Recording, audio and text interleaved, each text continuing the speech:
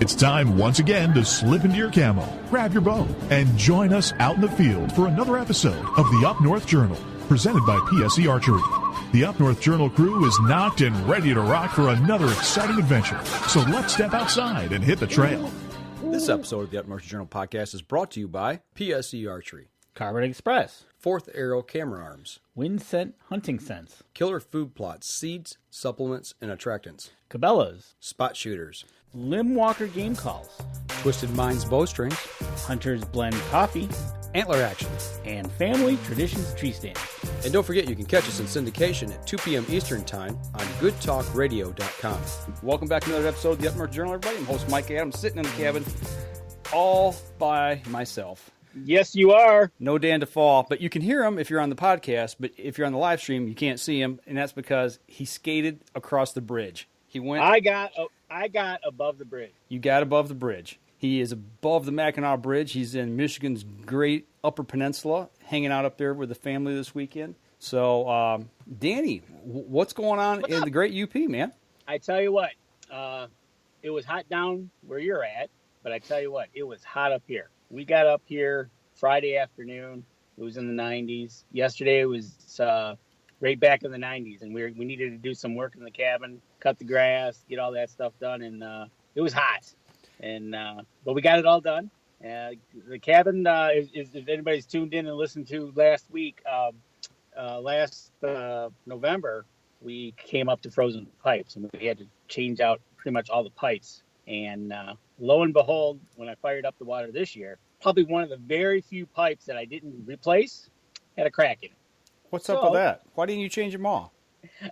Because it wasn't broke. If it's not broke, don't fix it. Right? Okay. So, but Deb and I, Kelly and Gabby are with me this week. But we got up here Friday. Yesterday we just kind of laid low because it was hot up here. It was mid-90s up here as well. It was hot. And being in the bush, I tell you what, yeah, it's pretty hot. Luckily, we have air conditioning in the cabin. Well, one thing I saw, I got a picture of it up right now. It wasn't too hot for you to be running the chainsaw with a little bit of Hunter's Blend coffee. I tell you what, that was part of the getting things started yesterday morning, matter of fact. Tried to get out there before the heat kicked in. Needed to do some trimming on the trail with the winter and stuff like that. Tree came down, and it didn't totally block the road, so I was able to get in, but I had to go back and take care of it and cut it up. And, well, while you're cutting one thing, you just can't cut one thing with the chainsaw. You got to cut a few other things. So, but I started my day with Hunter's Blend coffee, and had to have that before I could get the old chainsaw fired up and going. Well, I got mine right here. Yeah, yes, it's, 90 degrees here in Michigan, but, yeah, I brewed a pot for tonight's show, and, thinking of you, Danny, so. All right. So let me see if I got the temperature right now up here. It's telling me that it's 75 degrees. 75 degrees. That ain't bad. It isn't now. After the thunderstorms moved in yesterday afternoon, we had them pretty much all evening. The power only went out once. Okay. Now I got sunshine, as you can see. Yeah, it's blinding like half your face there. I know, really. But we got more thunderstorms and things moving through, so we might hear some thunder and some lightning during our show. Well, I know we're supposed to get some down this way, too. There's talk of some coming through later tonight. Actually, I was just watching the end of the NASCAR race, and they were trying to get the race finished in Chicago before the rain hit over there. So there's a big, long line of thunderstorms blowing through. So. Oh, okay. So, yeah. Okay, they were down in Chicago. Okay. Yep. So the rain's down that way, and it looked like a big, long line up towards you that's probably going to come through, and you're going to get a little more, it looks like. So. But, yeah, you know what though? But from what I understand, it's a little cool today. I think it was in the 80s today, but okay. It's going to go right back up to the 90s for the rest of the week, from what we're hearing. Well, it was I don't know, 92, 93 here ish. So I had to make a run to town real quick, and it was pretty doggone hot. Other than that, I've stayed inside. Matter of fact, I got to see who was it here. I think it was Jason Radecki made a comment. He said, man, you guys wearing black shirts. It's 90 plus degrees out. You guys ain't right. Matter of fact, right? You got a black shirt on. So I tell you what, we did a little traveling in the bush yesterday. I went and checked my the food plots, the fields. Yeah, it was pretty warm out there. Yeah. It was the humidity of anything. It wasn't a dry heat. I'll tell you that much.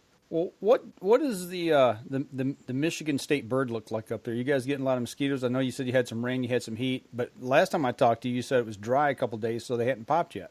You know what? We have not seen many at all. It's been really nice. The mosquitoes have not been plentiful as usual, which is nice. Surprisingly, the most annoying things are the deer flies and not even really the black flies, but they're there. The gnats are a little bit out, but it's all tolerable. I've been up here a lot worse, especially this time of the year. Absolutely. So, okay, so you take the family up, you head up 4th of July week. You're going to be gone for a little while. You haven't been up there since deer season, am I right, or no? I have not been up here since deer season. So typically I try to get up here around Memorial, and if you can hear the wind in the background, it's going to pick up here. But usually I try to get up around Memorial, open up the cabin, make sure everything's all set, cut the grass. Well, I wasn't able to do that this year, so I came up kind of cold turkey. The grass hadn't been cut. The water hadn't been energized. So yeah, it was kind of what am I going to run into when I walk in the place? Well, if I remember right, last week before last, I can't remember exactly when it was, and we talked about it, I believe, on last week's show. The UP just got smoked by a bunch of water, a bunch of rain. Totally devastated a couple areas up there, which really wasn't that far from you. And and I talked to you about it, and I said, well, what are you expecting when you go up? What are the creeks going to look like? And tell us a little bit about what happened when you got there, because actually I got a few pictures here of it. I tell you what, a shock. I was expecting the creek that we go over to get into camp to be high. Mm-hmm. It was actually low. So they haven't had a water like they got north of us. Northwest, I do believe, is the true direction that where all that roads and the water was really running and the flooding. But down here, the creek was pretty low until yesterday.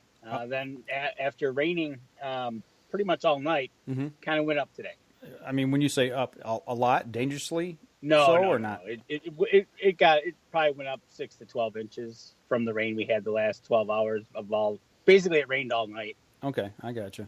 So nothing dangerous, nothing to the point where I was getting nervous. I was nervous hearing about the flooding to the north of us, but you know what? There's 7 layers to that bridge, so it's probably gonna take a lot to take it out. But you never know what the winter did to it. Mm-hmm. But no, it was. It's all good. I'm pleasantly surprised. Deb caught a brook trout this morning. Nice. Right under the bridge. So she's 1 for 1. That's her. She got one last year. She got one this year. So the resident brook trout has been caught and released. A little catch and release program going on there. Yeah, we have a little catch and release program. There was also a couple smaller ones she wasn't able to get to. The one she got was probably about maybe 6 inches. Okay, gotcha.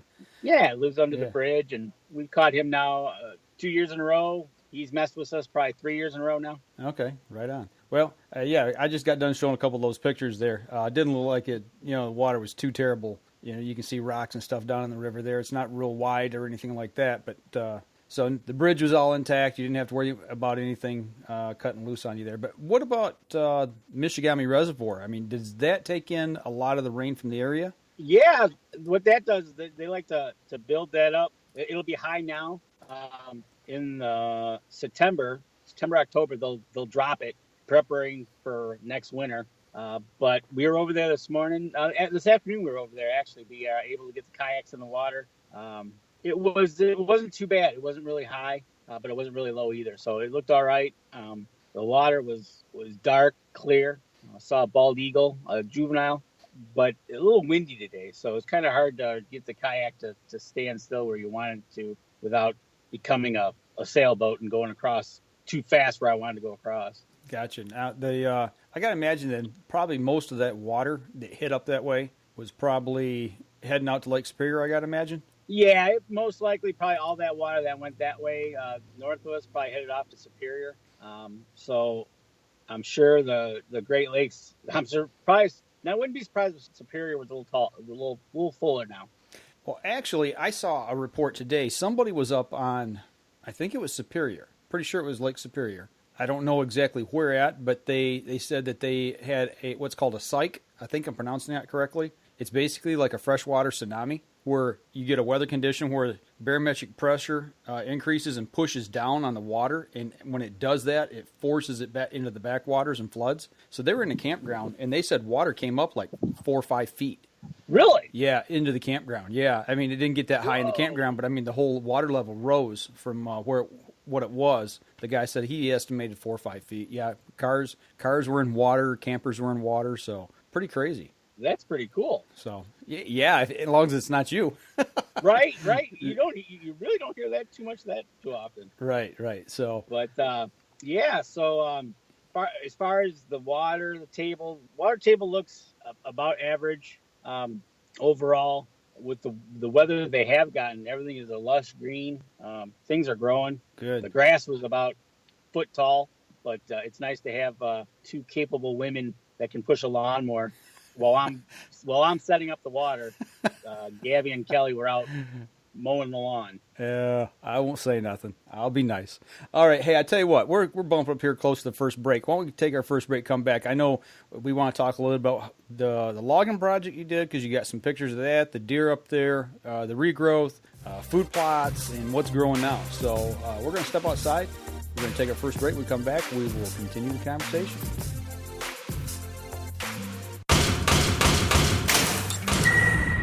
PSE Archery has reinvented the way you buy bows. From now on, you can make the most educated decision possible by basing your bow choice specifically on your shooting needs and goals. All you need to do is ask yourself, what kind of shooter am I? What do I want to achieve? PSE will help find the right category for you. So, what kind of shooter are you? Find out at psearchery.com. Killer Food Plots have been helping property owners for over 20 years create premier whitetail habitat. Whether replenishing your soil with their all-natural Organics Fusion pellets or planting a premier KFP food plot seed blend to help your deer rebuild their bodies through spring and summer while supplying the much-needed high energy during and after the rut, you can trust that Killer Food Plots family and their products will help your deer achieve their full potential.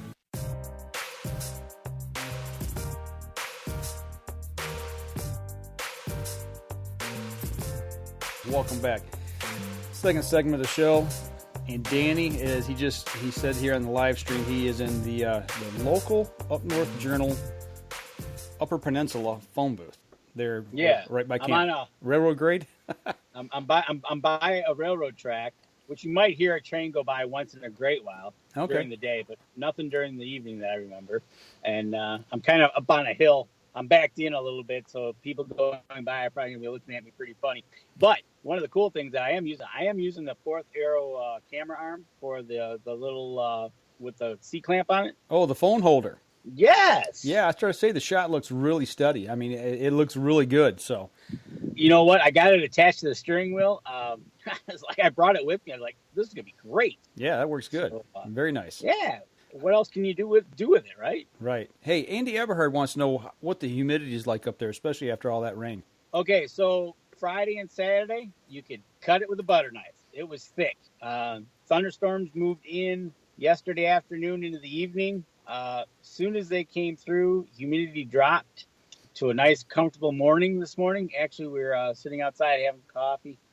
Humidity was great. Pretty much all day it's been like that. We're starting to get the humidity's going back up, and we got another round of thunderstorms coming through right now. Okay. A couple hours ago, they came through, got some more coming through, and then I guess it's supposed to go back up into the 90s. Don't know what the humidity is, though. We'll have to look after the show and get a weather report. Because I want to know which way the wind's actually, we want to look at how much wind we're supposed to have, because they'll tell us if we're going to go out in the kayaks and where we're going to go and what we're going to deal with. Okay, all right. So you got up there, you've braved off the rain, but getting into camp, the first thing I got to imagine, you checked the bridge, you didn't get washed out, but you said you've had to mow some grass. That tells me that you guys are way past your green up time right now already. I mean, of course, we're at the 1st of July, but you planted some, or actually, let's step back a little bit. You did some logging last year. You got that cut, you hunted this year, and right before hunting season, you put in some food plots, some small food plots. Right, yeah. Yeah, so how's all that going? How's your regrowth? How's your food plots? What do you want to talk about first? Okay, so last Labor Day, last September, I came up. There was 4 clearings kind of that I was able to try to plant. So I was able to get a drag in there, and with the 4-wheeler, I was able to. I tested the soil last July. I put all the lime down and everything that was asked to do on each field. So I planted it last September. Okay. By October, November, I did have a little bit of green up of clover, but that was it. Okay. So I was like, oh, okay. I wasn't expecting anything at all. So I was like, okay, I'll go with a little bit is better than none. So fast forward to coming up here yesterday, I headed out and started. So I got to go check these fields. So I pulled up to one field and I can see the rye standing tall, 3 feet tall, 2.5, 3 feet. Okay. The 2 pictures that I've showed right here so far is it looks like it's over top of your cut, and there's one like dead tree standing up with no limbs on it right in the middle. Okay. So that's the 2 pictures I got. Right. That's one field that was basically just a little bit of green last year, and in November of last year, it was just dirt with a little bit of clover in it. Okay. And this year, it's full of rye with clover. So what we're looking at then is rye. Yeah, you're looking at rye and clover. Okay. Actually, if you walk in there and you look down, kind of like you mentioned what you did at your camp. Right. You use the rye and the clover hides in it. Mm-hmm. Same thing. I mean, it's you walk in it and you look down and they can walk right through it. Is the picture you're looking at now where you see the little bit of brown in it? Yeah. What I'm surmising is there were some bare spots, and I think those were low spots in the field where there was a lot of water that sat maybe. Okay. In the spring and didn't come up as good. Is that sandy soil? What do you think? It's Michigan. Well, that's what I'm guessing. I mean, it looks like sand, but it's hard to tell in the picture. Okay. It's sand, and that's the first field I planted. The one that's got the dead tree in it, and the one that's got the little bit of brown in it is another field I planted. But all 3 fields that I planted have rye, and it's awesome. I'm totally shocked that it's there. And I tried to get a picture for you. I was out last night after I talked to you, and we went over to that field, and there was a deer grazing right in it. So okay, as soon as we stopped the car, of course, by the time we got the phone up to take a picture, it took off. Okay. So, but I am excited to say the least that I got something to grow. Well, there's another field. Oh, go ahead. There's another field that's back in the woods a little bit where Kelly got her 6-point last year. Yeah, is that the pictures you sent to me? The other field that's really green? Yeah, probably. Okay. And that's got rye in it as well. And only thing I did in that field, I didn't even drag it. I just fertilized it and planted it and just let it go. Okay. And I was in there yesterday, and the rye and clover were growing, coming up between the grass. So I'm kind of shocked. Okay, so you didn't kill the grass out. You just spread seed down in what was already growing there. Last year, yeah, because I got up into that field, and it was the first 2 fields that you have pictures of. Mm-hmm. You can tell they're really flat. Yep.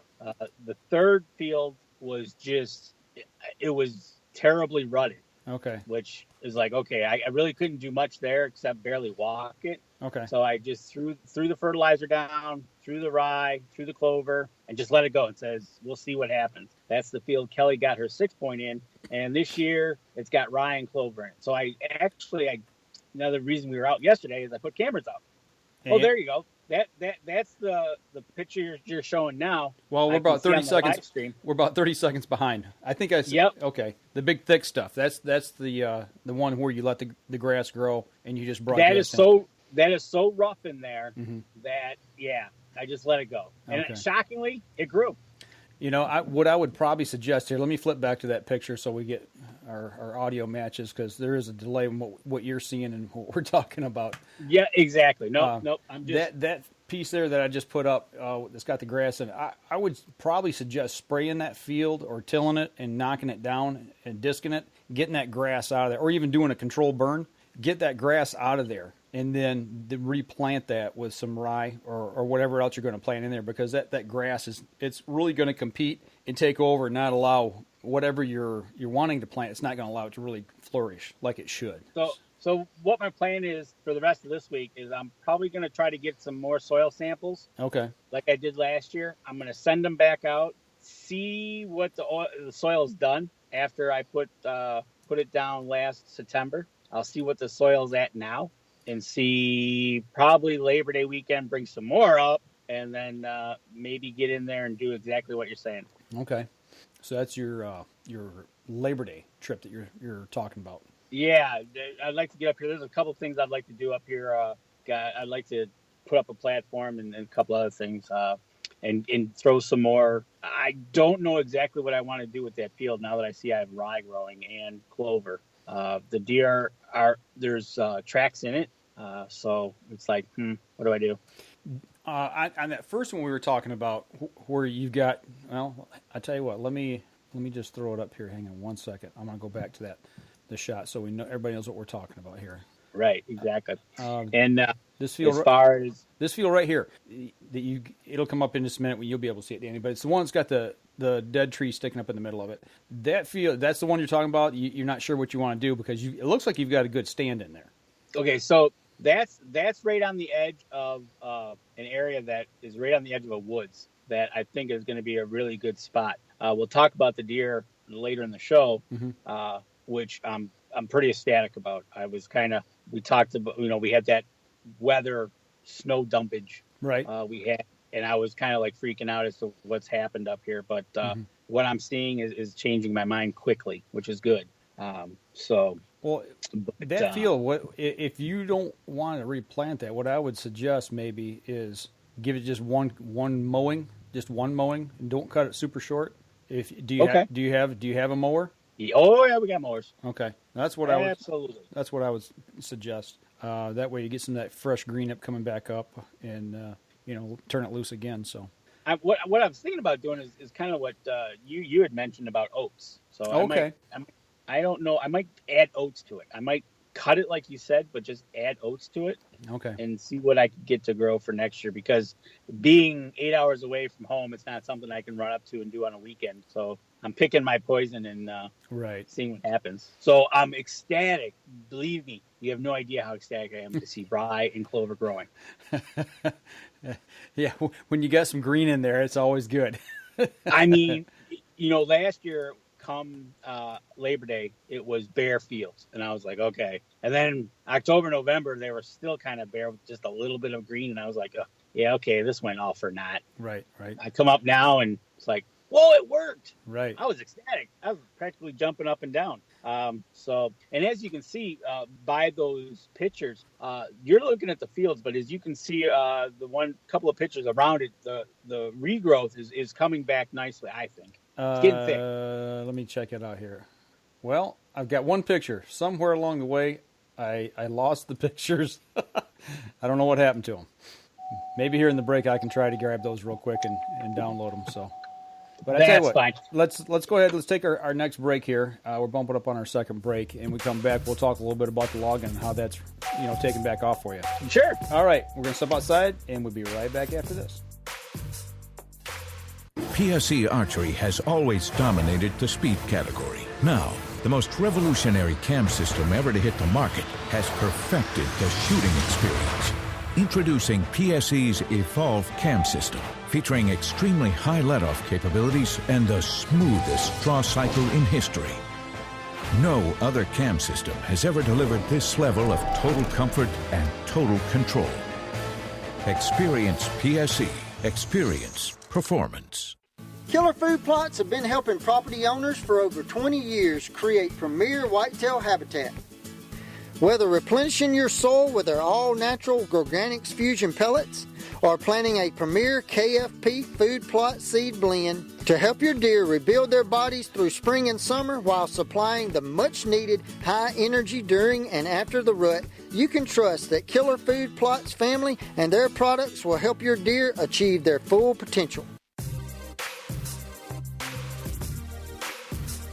Welcome back, third segment of the show. It's raining in the UP now. It's coming down like buckets. As you might be able to hear it on the connection here. So have to turn your wipers on, get the bucket, start bailing water, right? You're not kidding. Is it really that bad? Right on cue, it just started pouring. As soon as you said buckets, nice. Yeah, it's coming down. Nice. That's good. Okay. Actually, I got them back now. Okay. So before we went to break, we were talking about the logging cut that you guys did up there, it allowed you to open up some pieces of land and also allowed you to make some food plots in the area. Yep. So, I want to give it. Wait, it's raining up there. It's humid. But Mr. Hoffman just chimed in and says he's watching from Hawaii. Billy, yeah, you wait till you get back. We'll make you think Hawaii. Right, exactly.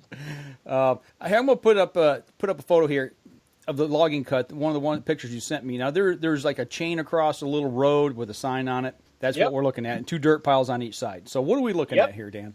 The one you're looking at is probably, I think, does it look like there's a road behind it, or is there green right after it? A little bit of both, actually. Okay.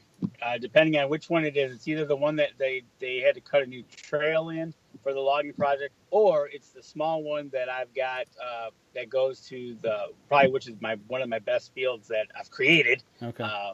But as you can see, the green up, the regrowth is just, and that's not even, that's where you can see along the roads in some spots, it's getting really thick where the deer, we've seen them on the side of the road. They just take one jump into that and they're gone. The popples have come up. Okay, so that one that you're seeing there, that is the one that that's the new road that they had to put in for the logging to get into the back of my cousin's property. Okay. And you can see on each side there, and the green behind there, that's all poplars, maples, everything's just starting to regeneration up. And that it's getting thick. It's you can walk the main trail, and then when you start going off into there, it's starting to get thick with the popples and the maples. Okay, so that's all pretty much softwood. Well, the maple is hardwood, but it's just soft things. It's on the preferred list of things that deer like to browse on. You are not kidding. So looking at that, as you're walking down, let's say you're walking down that little road, that behind that sign, there's a little road there, and you're heading back. How deep or how tall is that regrowth? Right now, it is anywhere between 4 and probably 6 feet tall. Okay. In some spots. So deer steps into it, it's gone. You can't see it. Oh, absolutely. I saw we had a doe and 2 fawns on the road yesterday. We were coming out, and they took one jump into the woods, and they were gone. Mm-hmm. It's so thick, you could barely see in there. And then for them, it's awesome. They're on the road 1 minute, and then they're into the green, thick stuff the next, and then which leads right into what's not cut. Okay, I got you. Are they starting to make trails through there? Can you actually see trails that they're working down already? There's a couple of spots I saw off the one food plot that I have that, yes, you can start to see the trail that they're creating coming into the food plot and going out of the food plot. And I actually followed the trail through the food plot of tracks to the end, and you can see it going off into the woods. Okay. All right. Now, the next picture I got up now, which is a tree line, and it looks like a field. There's a little bit of dirt in front of it. It looks pretty flat. It looks completely different than the ones I've been showing. So what are we looking at there? Best you can remember, the ones you sent me. Yeah, I'm trying to remember as we go.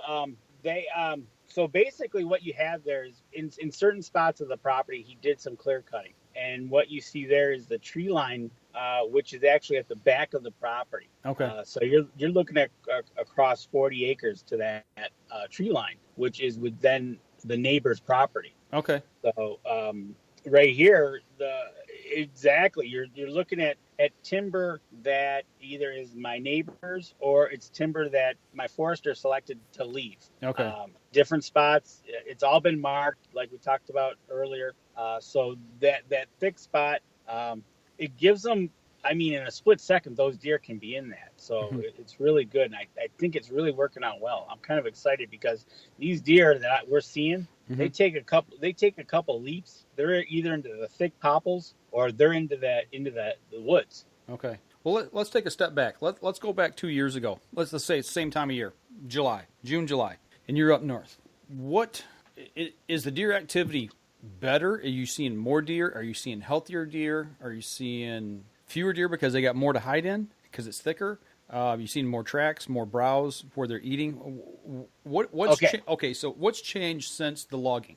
So what I've noticed from the logging, when you used to drive the road, or kind of if you picture our property is cut like a T, and you would drive the roads, I mean, the woods basically came right up to the road. So you would see a deer, and then depending on where you were looking into the woods, you could actually see into the hardwoods, and you could watch that deer for a long time. And you could see it run up the ridge. You could see it disappear.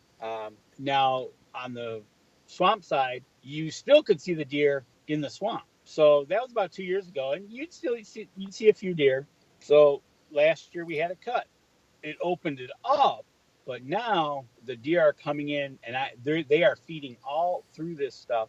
But now last year, because of the cut was so short, you could see them basically all the way across and then getting to the woods. This year, with it being about 4 to 6 feet tall, you see them, but they can hide a lot better. I mean, you're not seeing a whole body. You might be seeing a butt, or you might be seeing a head. And then if they get nervous, they take a couple of jumps, and they're either into the woods or they're into the thicker stuff. And it's kind of nice to see. And the deer are looking right now. I wasn't up here in the spring, but right now they're all looking healthy. We've seen driving around. There was one on the property. We've seen 3 fawns, so that's a good thing. Okay. Considering Friday night, 11 o'clock at night, we had a bear come in and walk through the camp. Basically walked up to the porch, and that was kind of cool. He came in inquisitive, wanted to know what was going on. Came up to the porch. He walked around our 4-wheelers, walked up to the cars, looked around, and so there's bear around, but we're seeing fawns. So that's a good sign that the predators did not get the fawns that we're seeing. Of course, I don't know. I haven't heard any howling from the coyotes or the wolves. Oh, you haven't? You haven't heard any yet? No. And you're barely. And so it's a good sign to see. It's getting. It's 7:40 where you're at. I'm an hour behind at 6:40. If we take a drive out right at dusk here, we'll probably see anywhere from probably 5 to 10 deer on the property, which typically we'd never see. But with the new cut and from last year and the new growth they got, like you mentioned, the food is very plentiful, and they are just loving it. So I'm kind of excited. I was worried coming out of the spring with that late blast of winter we had, but the deer I'm seeing look really healthy. So even though you could see further before across the property, see deeper into the woods, since the logging cut and since you put in a few food plots, you're seeing more deer activity, even though it's thicker and it's harder to see them. Right, and we're definitely seeing a lot more tracks. We're able to pick them up in the dirt better because we do have those, like you saw, the little new roads we have. You're able to look and see what we got, whether it be bear tracks, deer tracks, wolf tracks, coyote tracks. Any bobcats? Yes. Any bobcats at all? I have not seen any tracks, so I'm sure they're here. I don't know how plentiful they are up here. Okay. Or mountain lion. Oh, wait. Michigan doesn't have those. Right. All right. So, I tell you what, we got a few pictures here talking about your deer. I was really impressed. I'm going to throw the first one up. You see a deer in some heavy growth with looks like a couple dead pine trees, older pines in the background. But it's thick, man. Is that part of what you cut? Yes. That is right at the end of our camp road when we come out to the main road. That was I do believe that's the one of the spike that you see right now. He's turned looking back at the camera. Yep. He's about 20 feet off the road. Okay. And there's actually another one to the left, which we didn't even see till we moved a little bit. It's looking at us. So it was a doe and a spike. And actually, Deb and I saw those two at the end of the camp road in the thick stuff. And actually, those 2 deer, after we went by, actually came into camp. They walked down the road. They went to the camp. Kelly and Gabby actually got pictures of the same deer. Okay. That right there is so thick right now. To walk through that is going to be enjoyable. Now, are you planning on going through maybe this year, next year, who knows when? But are you thinking about going through and cutting footpaths through there just to be able to get from one side of it to the other easily? We're discussing that right now, how we want to do that. I definitely, we talked about it. Actually, I talked with the girls about it today as we were zipping around on the 4-wheeler. Thinking of changing up the paths that we did have with the logging project. They made new paths. I think we're going to let old paths go, and we might need to create some new ones to get into different areas. How the forester created some things, leaving some foot. Actually, it's the 2 tracks from the skidders.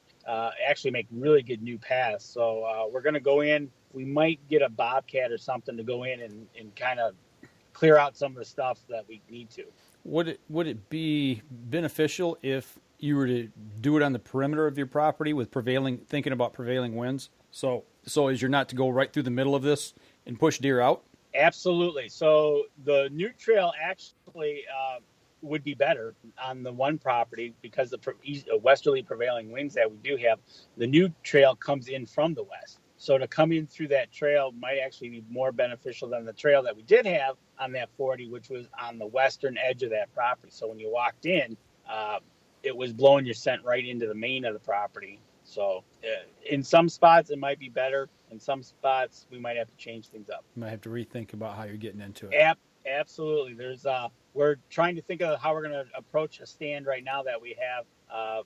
Basically, the trail we did have came right down the middle. It's on the kind of the eastern side of the property line. We don't know how we're going to do that one because we're also trying to watch how the deer are changing their patterns of going through the thick woods, through the fields, back to the thick woods. Mm-hmm.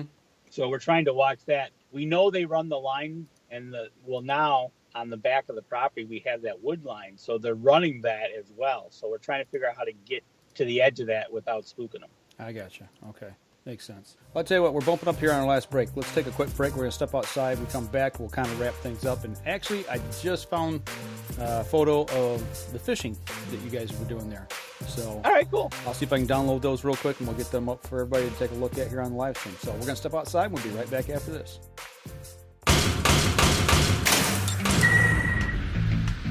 Acceleration is part of PSE's DNA. PSE pioneered the speed movement. Now they've developed the vapor category to help you find the most powerful bows on the market to fit you. High speed equates to intense power and building the momentum you need to be successful. Are you a vapor shooter? Find out at psearchery.com. Killer Food Plots have been helping property owners for over 20 years create premier whitetail habitat. Whether replenishing your soil with their all-natural Organics Fusion pellets or planting a premier KFP food plot seed blend to help your deer rebuild their bodies through spring and summer while supplying the much-needed high energy during and after the rut, you can trust that Killer Food Plots family and their products will help your deer achieve their full potential. Welcome back. Last segment of the show, everybody. We got a live connection with Dan DeFauw in the UP, all the way up Crystal Falls. That's Yep. Where you're near Iron County. I am north of Crystal Falls. Okay, so he's in Iron County, UP, and loving life up there. Everything's good. Playing with bears, playing with the deer, checking everything out. But during the break here, I had an opportunity to take and just download a couple photos real quick. And I want to throw up here. The first one up here is the native brook trout that your wife has come to know here the last couple of years. I got the picture up now, and your dogs are taking a sniff of them. That's our nemesis. That's our resident brook trout that lives underneath the bridge that we have, and it's always fun to go. About 3 years ago, actually probably been more, we started trying to go after them, and a couple years and got her. She wasn't able to catch them or her, but now the last 2 years she's been able to catch and release them. So it's been kind of fun being able to walk down to the stream and go after them. That's cool. Well, what I want to know is what you sent me a couple other pictures here. I'll throw it up here. Now, you're on a lake. Obviously, you're in a kayak because I see one out in front of you, and I see the tip of your. I assume it's your kayak. I assume you took this photo. Yeah. Is this the reservoir? That is the Michigami Reservoir. Okay. Well, what were you fishing for? Actually, I was fishing for anything, but what's mainly in there is bass, pike, walleye. So I started out. Actually, I just started out with the a wacky rig, just chucking it into the weeds, and that's where we saw the juvenile bald eagle today. And Nice. He was flying around. Wasn't able to get a picture of him.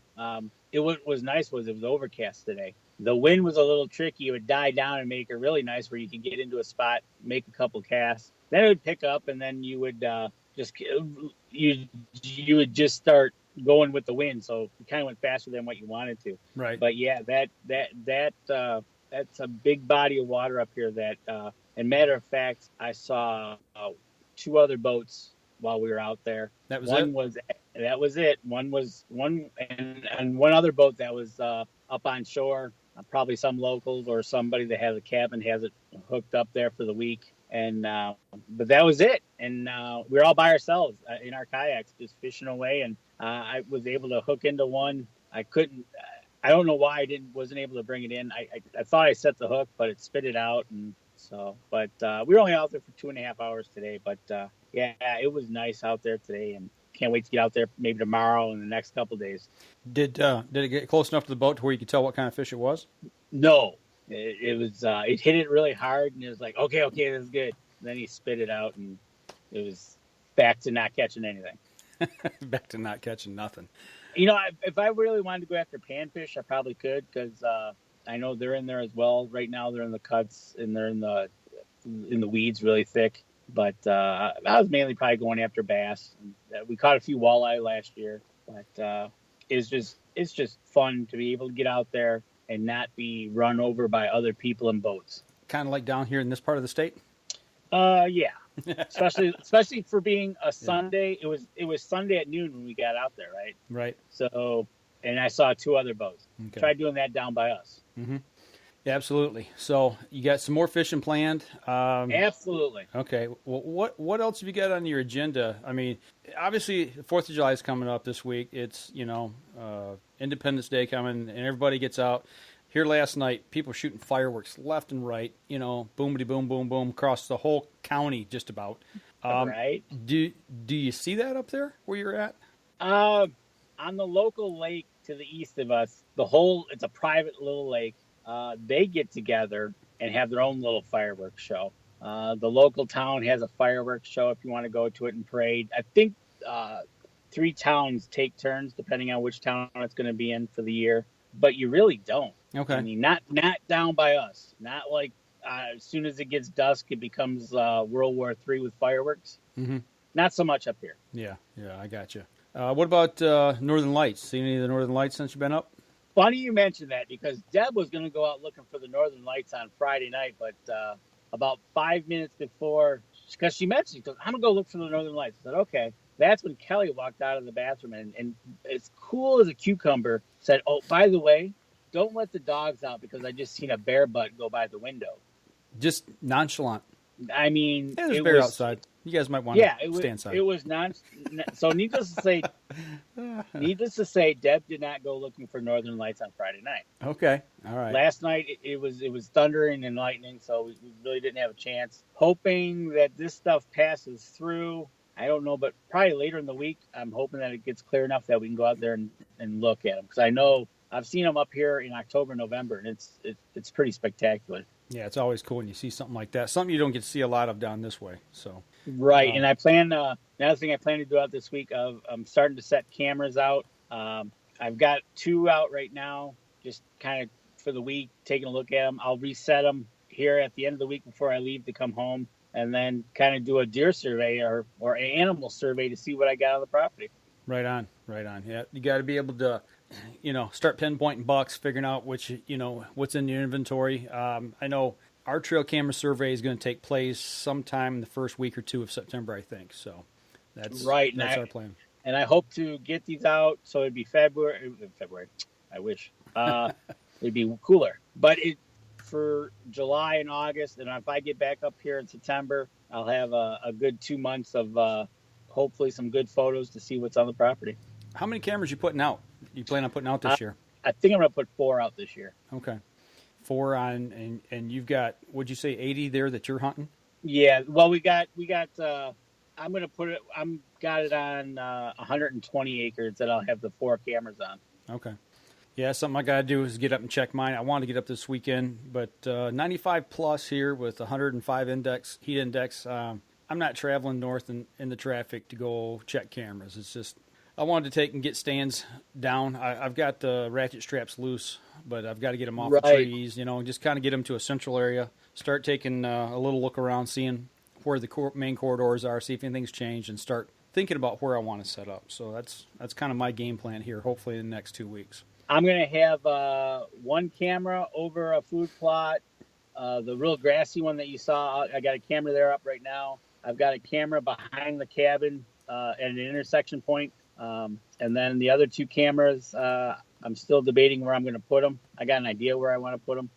So I'll have them spread out over the acreage, and hopefully we'll start to see some fun stuff.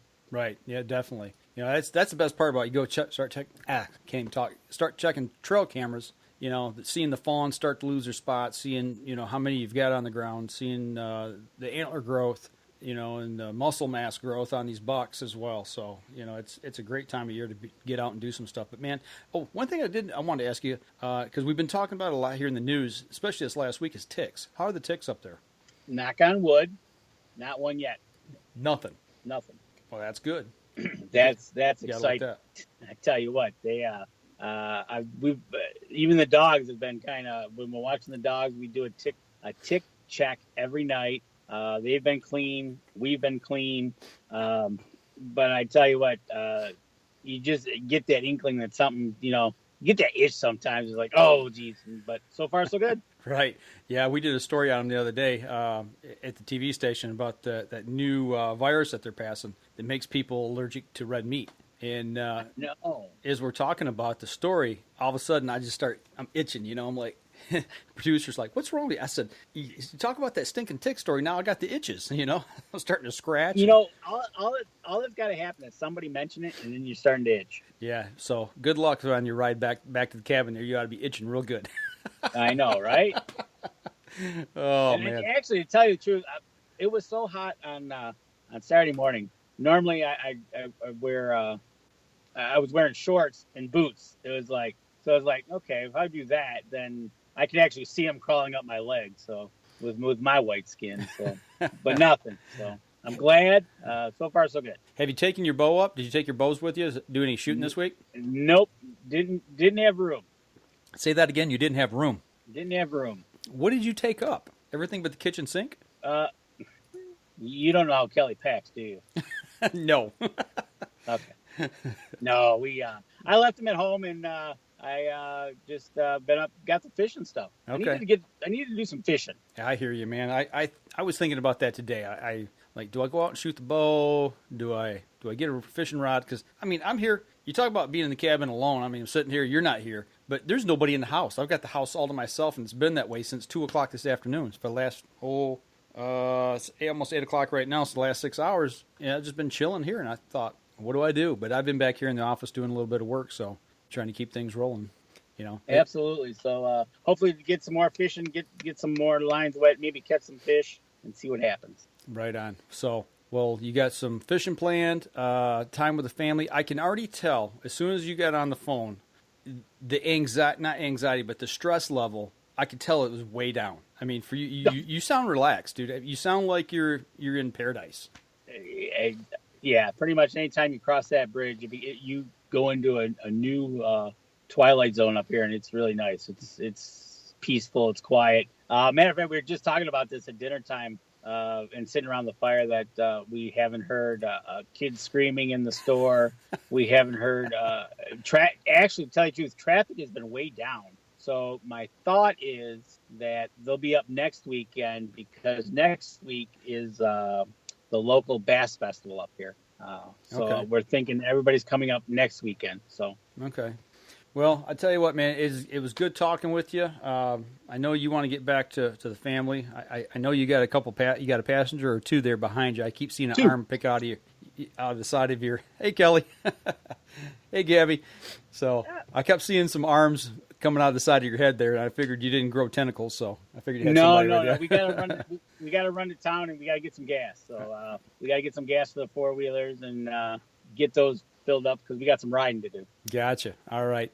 Hey, have a safe time up there. Have fun, and we'll talk when you get back. And take lots of pictures so we got something to talk about next week. Absolutely. We're taking pictures. We got more pictures already. We got more to bring home. All right, man. Sounds good. I'll let you go. I'll let you sign off, and I'll wrap up the show here on my end. All righty. All right. Take care, man. Talk to you. Yep. Bye. Bye.